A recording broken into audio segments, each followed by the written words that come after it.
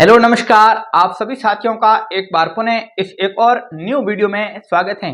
आज के इस वीडियो में अपन वाहन चालक भर्ती से संबंधित विद्यार्थी वर्ग के अंदर उत्पन्न जो समस्या है उससे संबंधित हल्की सी चर्चा करने की कोशिश करेंगे, क्योंकि विद्यार्थियों के लिए वाहन चालक भर्ती में आवेदन करने से पहले जो अनुभव प्रमाण पत्र का एक संचय सामने खड़ा हो रखा है उससे संबंधित कुछ हल्के से सवाल हैं। सबसे महत्वपूर्ण सवाल रहता है कि अनुभव प्रमाण पत्र का वेरिफिकेशन कैसे होगा, और कुछ विद्यार्थियों का यह भी है कि कहां से अनुभव प्रमाण पत्र बनाकर लाएं ता उचित हो सकता है। कुछ विद्यार्थियों का यह क्वेश्चन भी है कि पे स्लिप नहीं है तो क्या करें, और कुछ विद्यार्थियों का यह सवाल भी हो सकता है कि वेरिफिकेशन कब होगा, क्या अभी होगा या बाद में होगा, अनुभव प्रमाण पत्र अपलोड हो रहा है या नहीं। इन तमाम बिंदुओं पर मैं बात करने के लिए आपके साथ जुड़ रहा हूं। उम्मीद करता हूं कि आप अंत तक इस वीडियो में जुड़ेंगे। वीडियो में आगे बढ़ने से पहले छोटी सी रिक्वेस्ट करूंगा कि इस चैनल पर पहली बार जुड़े हैं तो इस चैनल को सब्सक्राइब करके बेल आइकन को प्रेस कर लें। चलिए इस वीडियो में आगे बढ़ते हैं। सबसे पहले मैं बात करता हूं कि वाहन चालक भर्ती में अनुभव प्रमाण पत्र का वेरिफिकेशन कैसे होगा। तो इन्होंने विज्ञप्ति में हालांकि कोई अलग से प्रावधान नहीं दिया है कि अनुभव प्रमाण पत्र का वेरिफिकेशन किस बेस पर किया जाएगा और वेरिफिकेशन के लिए आपको क्या क्या अतिरिक्त डॉक्यूमेंट मांगे जा सकते हैं, लेकिन अनुभव प्रमाण पत्र का जो फॉर्मेट इन्होंने जारी किया है और मैंने भी टेलीग्राम और मेरे व्हाट्सएप पे उसको शेयर किया है, उसमें इन्होंने एक लाइन लिखी है कि उक्त अभ्यर्थी का नाम, पिता का नाम को यह अनुभव प्रमाण उनको किए गए भुगतान के आधार पर जारी किया जाता है।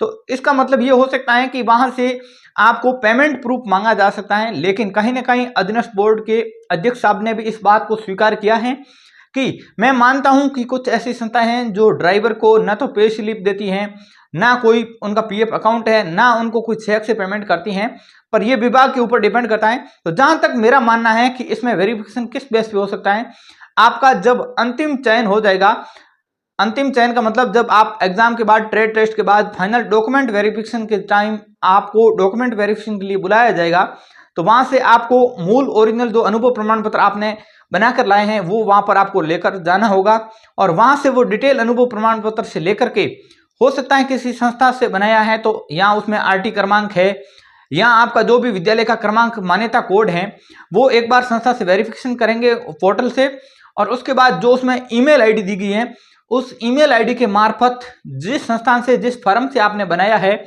उनको एक मेल डाली जाएगी, और उस मेल के जरिए उनसे इस बात की पुष्टि ली जाएगी क्या ये अनुभव प्रमाण पत्र आपने जारी किया है या नहीं।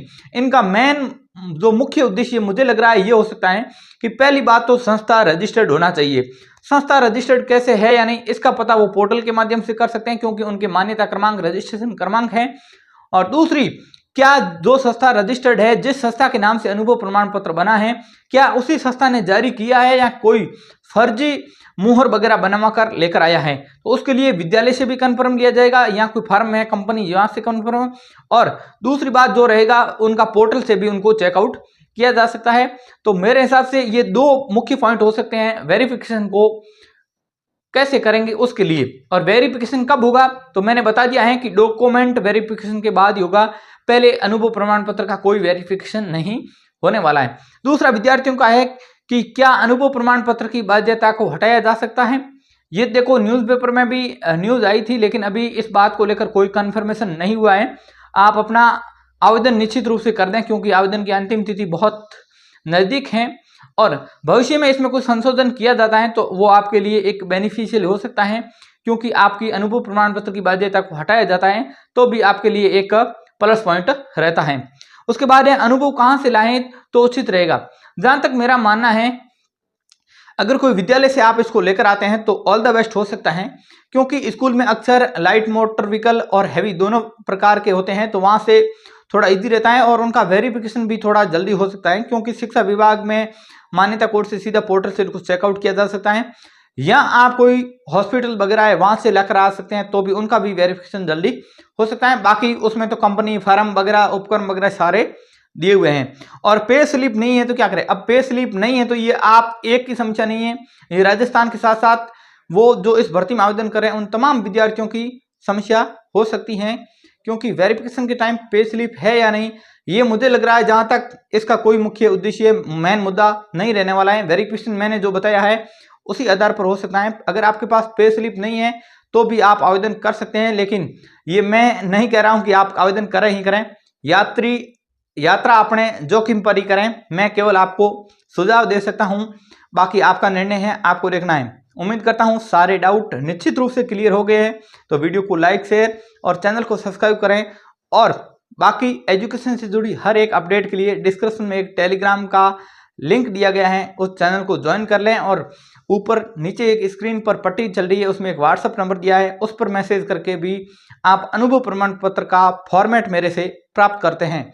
आज के वीडियो में इतना ही, मिलते हैं नेक्स्ट वीडियो में। तब तक के लिए जय हिंद, जय भारत, नमस्कार।